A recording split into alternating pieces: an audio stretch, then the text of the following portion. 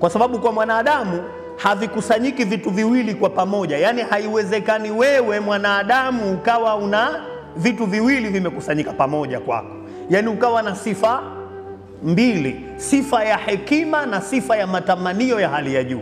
Kullama qawiyatil hikma dha'afatish shahwa, kila ambapo hekima zinapokuwa juu zaidi, basi utakuta matamanio yanafanya nini? Yanapungua. Yani siku zote wewe ukiwa una hekima, yani ukajiona una ongezeko la hekima, basi ujue matamanio ya mwanadamu huwa yanapungua. Alia Amirul Mu'minin anatuambia kwamba haziwezi zikakusanyika sifa hizi mbili, yani mtu akawa na matamanio na mtu akawa na hekima wakati huo. Kwa hiyo Mwenyezi Mungu Subhanahu wa Ta'ala, yeye kwanza anawataka watu gani? Anawataka watu wene hikma. Na hikma na shahwa huwa havikai pamoja, ima ya mawili.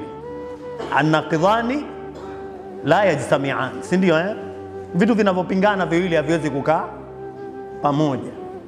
Ima kitakuwa kimoja kiondoke, kibaki kingine.